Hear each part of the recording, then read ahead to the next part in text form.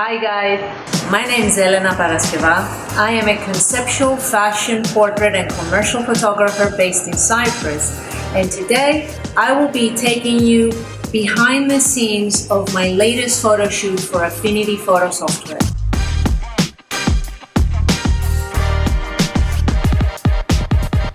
Back a while ago, I did a tutorial for Affinity, and the image I was using had water drops in it. It got a lot of people interested as to how I did that. So we thought, well, why not create a behind the scenes video and show people how to incorporate water photography into their portraiture. Now, if you know a little bit about this kind of photography, you know it is challenging. And the best setting, if you will, for it is in an indoor studio. Of course, this is not an indoor studio, it's outdoors. And that's because I like to challenge myself. I wanted something tropical. It's summer here in Cyprus, the weather is beautiful. So I wanted something that reminded me of the jungle, lots of palm trees and greenery. And I didn't feel I could duplicate that in the studio, hence why we're out here.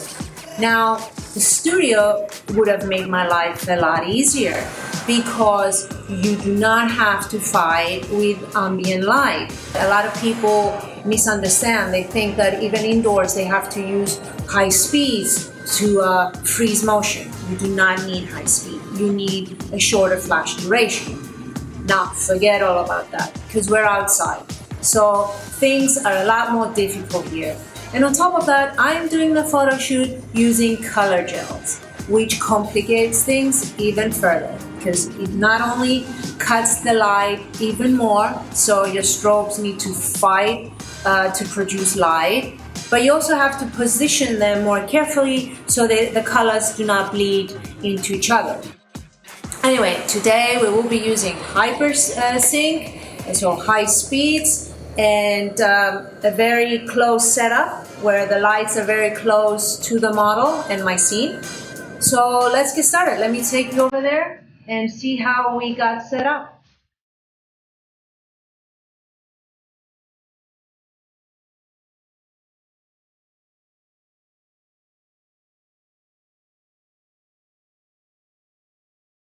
So we're here at the scene of the shoot. As you can see, a very tropical background full of beautiful palm trees, but very, very tight. So it's gonna be difficult to work around it because it's gonna be me, my models, and the two assistants pouring water over the model and 3 lights. Now, ideally, I would want to use 4 lights to cover all angles.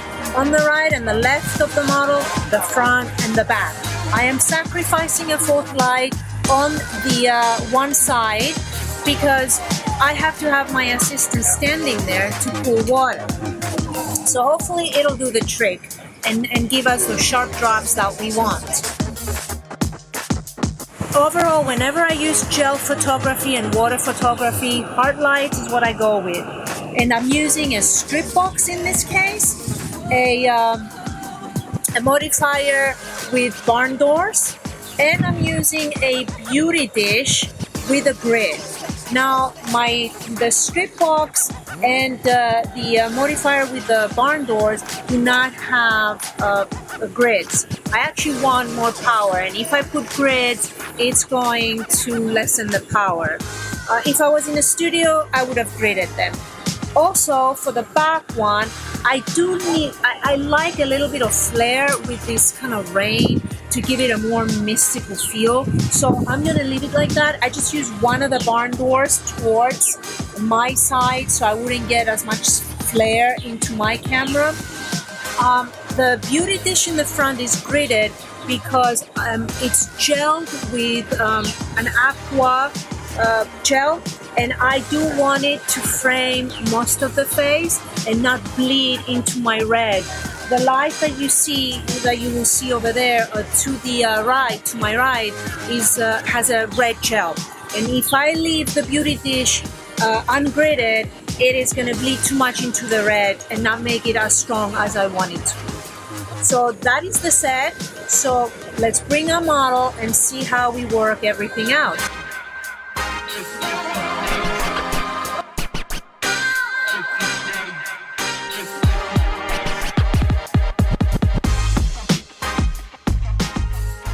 So my model is ready and I'm about to put my assistants into position with these awesome strainers. I know it sounds funny, it is nothing high tech, but to get the nice water drops, you do need the holes to be very small. If you were actually using something like a hose and you were just holding the hose, you'd get a mist. You wouldn't actually get the water drops. So it is essential that you have a tool that has about, I would say, a third of a centimeter maximum in width. So we're going to be using 2 of these right above the model's head, and we're basically 100 meters from the sea and the wind has picked up, so hopefully when we're pouring it, it's going to go straight down and not sideways. So fingers crossed, and let's get started.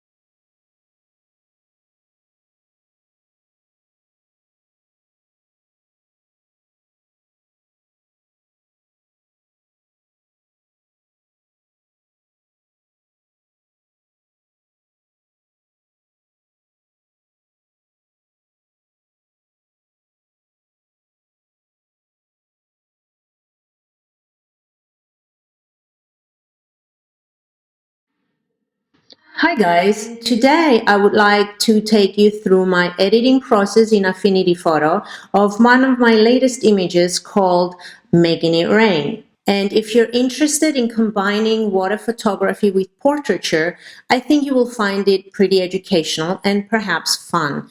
Now, if you know a little bit about water photography, you know it should be done indoors so that you can control the light and make sure that you can freeze the motion and get those sharp water drops.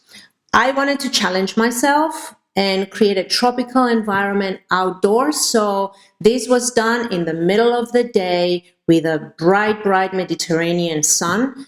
And on top of that, we use color gels. So a lot of challenges, but I think we managed to overcome them. I want to start with the raw image exactly as I shot it. I will not be doing any changes to the raw file in the develop module. 100% of the time when I do this, I actually go to the develop module and process the raw file. And if you're starting with a good image, 70% of the work can be accomplished there. It is a very powerful tool. However, I realized that a lot of you might not be working with raw files, so I left it untouched. So in case, let's say you have a TIFF file, or even worse, a JPEG, which you shouldn't, then we can do everything we want to do with the different adjustment layers and blend modes. So let's go to the image. As you can see, as I mentioned before, it is pretty flat. There was nothing done to it at all.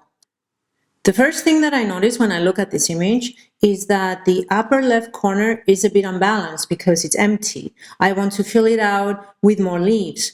During the photo shoot, I took a few scenes without the model, and I changed the modifier on the left. I took out the color gel. I knew I would be using some of the leaves on the right and importing them to use them on the left. And if I had left the red gel on, it wouldn't look as realistic as if it was part of the scene. Because if it was indeed red on the left, that means we would have had some red on the left side of the model as well. So you have to be careful with lighting when you're importing composite elements that lighting matches with the overall scene. Okay, so this is one of the leaves I brought in. I simply inverted them. So what we can do is take the flat select tool, click on the black areas here, make sure we're on the mask, and start painting the background in. I will not go in the leaf, of course, because some of the blacks are also highlighted there. All right, let's do Command D. Make sure you pass over the edge of the selection to get rid of the fine line that's usually left there. Okay. Now for the elements underneath, I am not going to be using a refined selection process. I am going to be just doing it manually instead because it's easy. The background is pretty similar to what we are importing. So just by using a different hardness brush, a brush with a different hardness, you can go ahead and blend this very easily.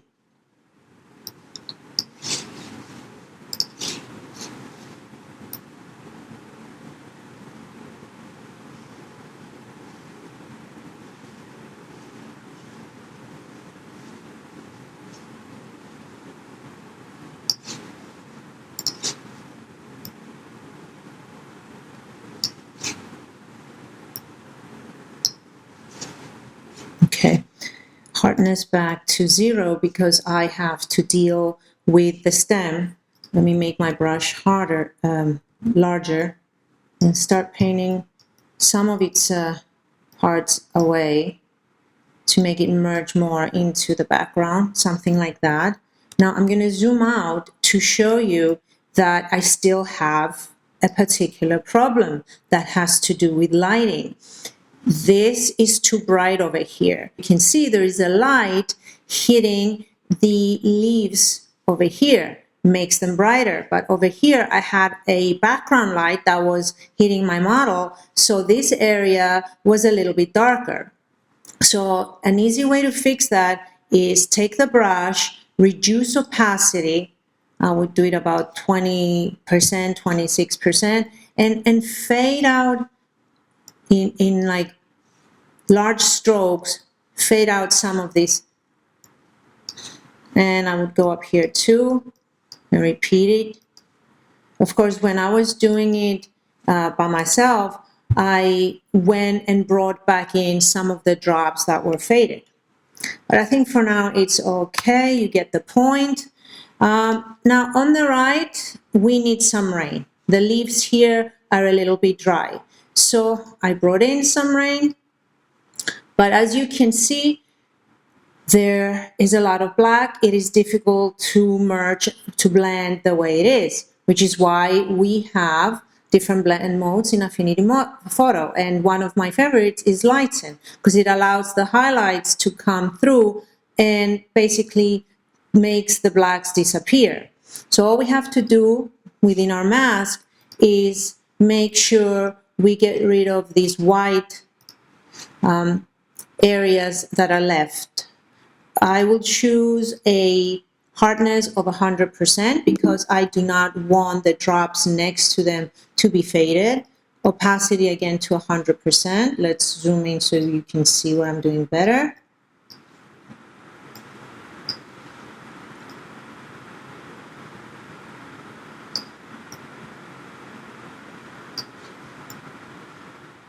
Okay, pretty easy stuff.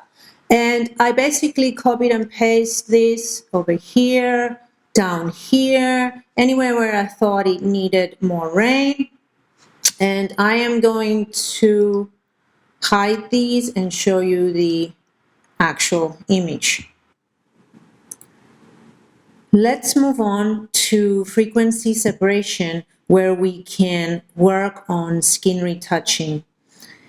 The frequency separation, in order to work, has to be on a merge visible layer. So we create one. I've created one over here. And let's go to Filters, Frequency Separation. You know that frequency separation has a high frequency layer and a low frequency layer. The high frequency layer controls texture, the low frequency layer controls color and tone. This radius here is all about balancing the two. Now, what happens if you move your scroller to the right, you reveal a lot more tone, a lot more color.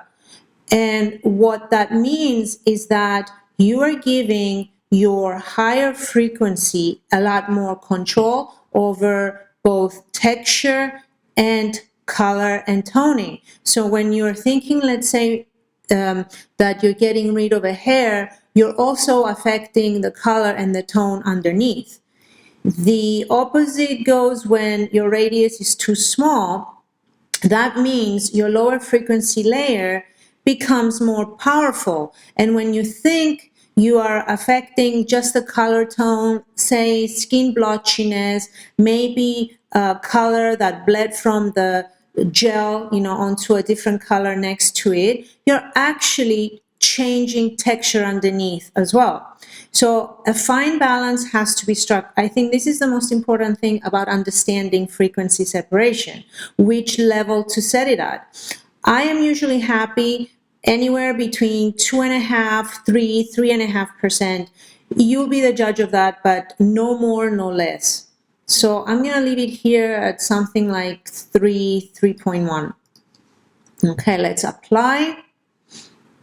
I want to group these two elements together and call it frequency separation.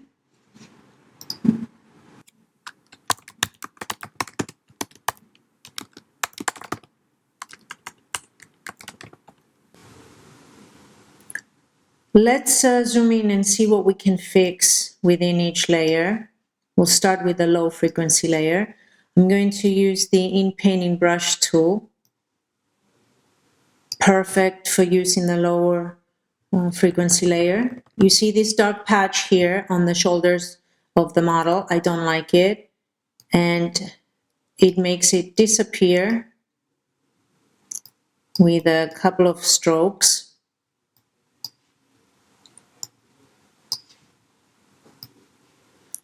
Here I see some color bleeding from the use of color gels, which is most often inevitable, but easily fixable. Here you might not want that red line to be so evident. You might want to blend it more with the rest of the skin. Not a problem. On the face, things I would take care of, some blue here, maybe definitely the shadow here on the nose, under the model's eyes. This big part here, it's too dark. There is a big shadow here, over here where the lips are. But I'm not going to go over the entire thing. I just want to show you which elements of the image you can repair with each layer. So let's go to the high frequency, zoom in a bit more. I see some fine hairs that I want to get rid of. This time I will use the healing brush tool, make it very small. Click on an adjacent area and make it disappear.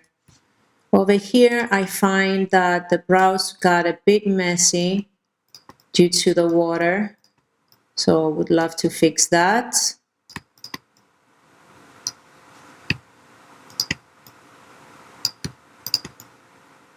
Obviously, when I was doing it by myself, I took a lot of time because I realized that often, images don't just end up being seen on a screen. So I want to make sure that everything is perfect. I don't leave anything behind.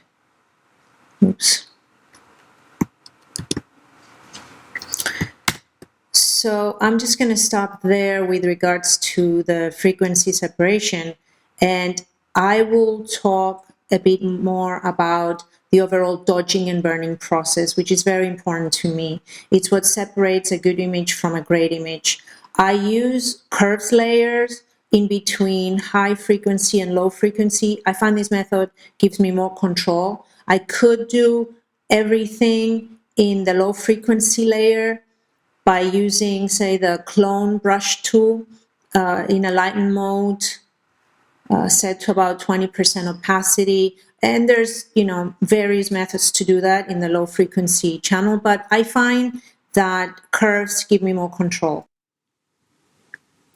So let's create some curves. The first curve I will be using will be to smooth out the transition, fix those blotchy shadows. Command I to invert it. I will be duplicating it. And the second curves adjustment layer will be used for highlighting parts of the face and the body to separate the model better from the background. And the third curves adjustment layer will be to enhance shadows.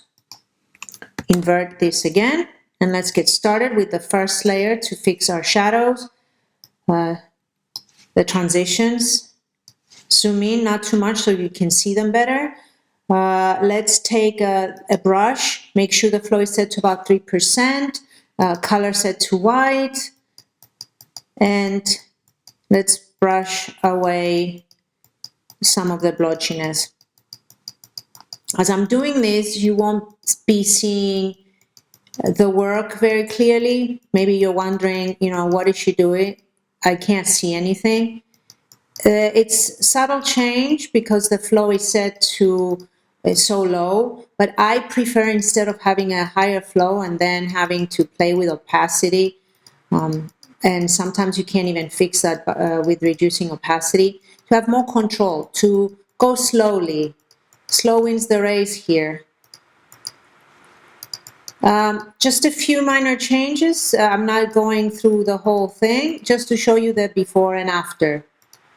Before, after. Let's move to the second curve adjustment layer, which is my favorite part. It's the most fun. It allows me to make areas that I want pop. It really makes a difference. Honestly, it's like lights off, lights on with this part of the whole process. So here we can increase the flow a little bit more, maybe to about, I'd say 5%. So I would do below the brow, I would do the tip of the nose, the forehead, the chin. Obviously, I'm going very fast here just to show you the areas that I would hit. The eyes. If I was dealing with a green-eyed or a blue-eyed model, I would use a separate curve layer, set it to screen as a mode because it's punchier, and I would go within the iris and really brighten certain parts, only certain parts. But here, the model has dark eyes, and if we overdo it, the iris will lose contrast. So a more subtle effect is warranted here. For the body, I would enhance more the dark parts of the arms and here. I usually like to enhance this part of the shoulder. Obviously too much. Okay. The clavicle. Here, the part of the neck that's been hit by the red gel. And definitely for this particular image, the drops. Very important, especially I love this drop here. It looks like a tear, so I would spend some time highlighting it. I would zoom in a bit more. That's what I did when I was by myself, doing it by myself. Zoom in and spend some time on each individual drop, make sure that it's more visible.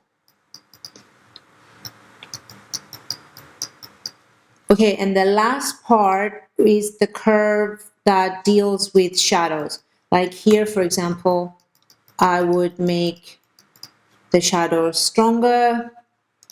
Here, not a lot of use for this in this image because it's already dark, so I don't overdo it. I like to use it at the edge of a highlight that I have already emphasized, and this really creates a 3D effect.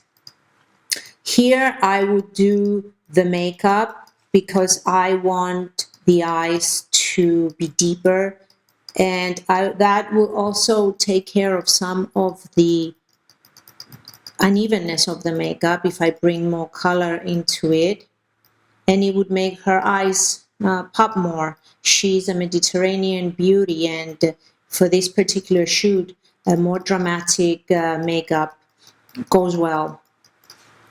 Okay, I want to show you the before and after of the entire work. That includes the frequency separation, the skin retouching, and the dodging and burning. As you can see, the effect is pretty dramatic. It's like lights off, lights on.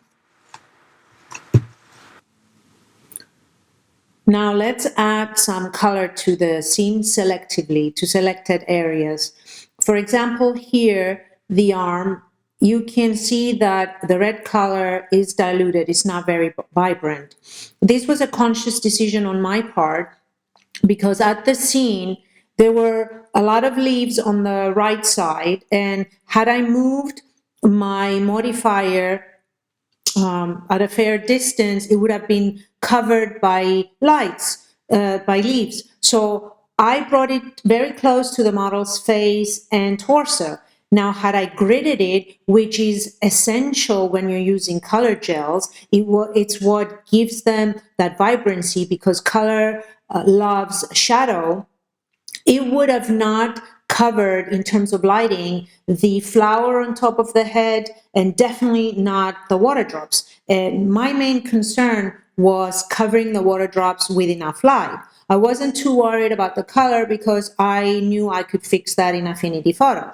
So let's grab an empty pixel layer, set that to soft light, and with the color picker, let's choose this vibrant red down here where the shadow is. Let's grab our brush. I will put opacity to about 50% and start brushing in the color. Just make sure you don't overdo it so it doesn't look fake. I know this is fun. It's like a kid with crayons, so you might be tempted to just go bananas with it, but it might end up looking, worse off than when you started. We cannot color here where the gel hit the leaves. See how more vibrant it makes it? Beautiful. And in the background a little bit, there was some red hitting it. I won't go into too much detail again. I really enjoyed this process, so I played with it quite a bit. I added blue, I fixed the makeup, I made it more vibrant by adding green and some aqua on top. The flower, you can make a lot more vibrant, the red, the purples. So, what you do, you position your color picker to the color that you want, and you just paint away. I did that too you see here, I'm gonna zoom in. The hair here was covered with this headpiece, so it wasn't caught by the blue gel, so it lacks saturation, it lacks color. So see, once we pass over it, we fix that problem. So I'm just gonna show you the before and after. So this was before, and this is after. Not too much, so it looks fake, just enough. At this point, the colors still look a little bit dull to me, so I am going to use selective color to kick it up a notch. Just make sure when you're using this tool, you have blend mode set to color so it doesn't affect your contrast.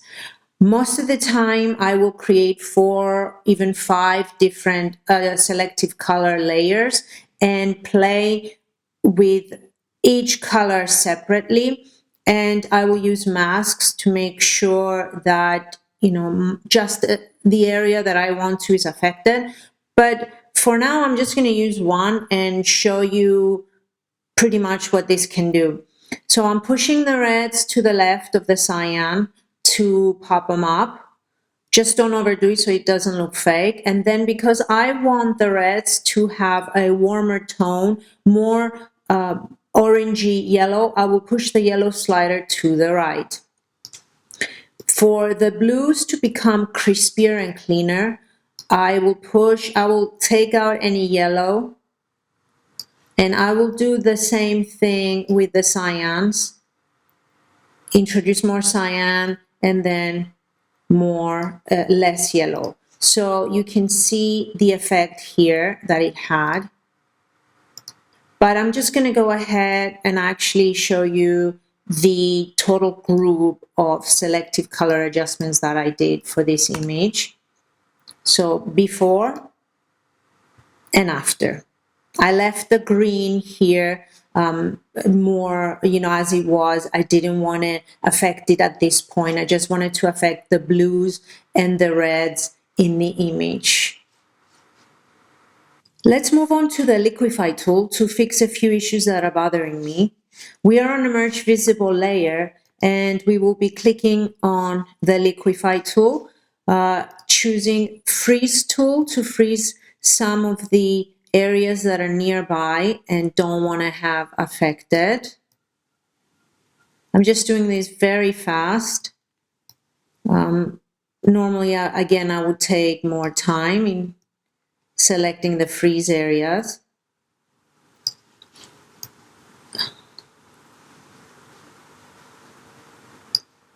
Okay, let's take our push tool and make the forehead a little bit higher. Make the neck line a little bit slimmer, bring the shoulder down. And definitely here what's bothering me is the lack of curves. The color gel dress didn't do a good job showing the model's curves. So we're going to create curves for her. All right. I think we're good. I don't want to stretch too many pixels because you're going to notice even though you freeze certain areas, some pixels do get stretched, and I fix those later on. So click on apply. I will show you the before and after. So before, after makes a big difference. What I do is I create an empty pixel layer, set my clone brush to current layer and below, and I go and sample, let's say in this case, the water drops were stretched. So I would sample water drops from here, bring them here. I grabbed, I'll show you, it doesn't, after I was done, it doesn't look stretched at all. I use some drops from up here, and the leaf here was a bit stretched, so I cloned it, used some of the drops here, let's say, and brought them here. You have to be very careful when you use the Liquify tool. Even if it's a minor change, pixels get stretched, and you don't want that. So, okay, I am pretty happy so far. Okay, let's engage in some light redirection. And by that, I mean let's bring more light into our model's face and upper torso and less light where the flower is. So we want the main focus of the image to be the model. I created two curves adjustment layers, one to bring in light and one to reduce light. We will grab our tool, our circle tool, create a nice circle, brush in the effect, Command D to deselect. Now you see that it's too evident of a change. Easily fixed with the blur, Gaussian blur tool, set to 100%. So the radius is 100%. We apply, so that circle disappears, and we will reduce opacity to about, 32%. We will do the same thing with the reduction of light.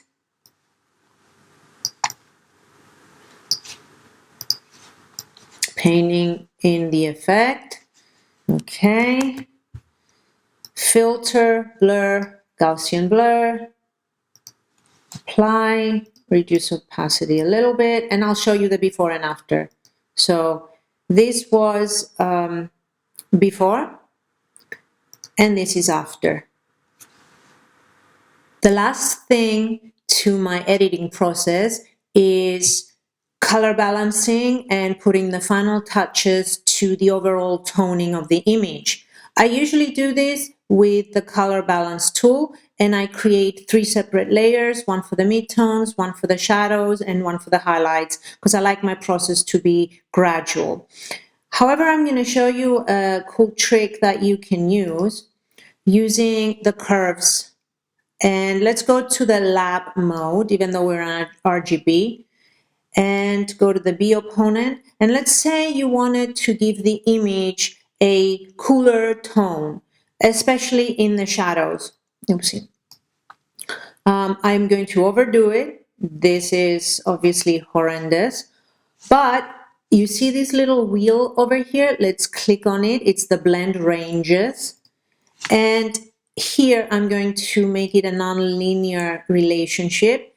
The right side controls the highlights and the left side controls the shadows. If I push the curve down, then it sort of erases the effect from our highlights and leaves it on the rest of the image. Of course, it is still too much. So what I'm going to do is create a little base and then keep bringing this down until I'm satisfied. So as I'm bringing it down, it lessens the effect and most of it remains in the shadows. So I'm pretty okay with this one. I think it's fine. I am going to switch the blend mode to color because I don't want it to affect the contrast of the image. And if it's too much, I will reduce the opacity because I just want a little bit. So with that, I'm going to click to before, which you see there's a lot more green. And now we have made the image a little bit cooler with the change in the leaves and the dark parts. So I'm just going to go ahead and show you the before and after of these last few changes that we made. So this was the before without the light redirection and the sort of color balancing changes, and this is the after. And that's it. That's the end of this tutorial. I hope you enjoyed it. I hope I didn't bore you. Join me again for my next one. Until next time, take care, everyone. This is Elena Paraskeva. Thank you.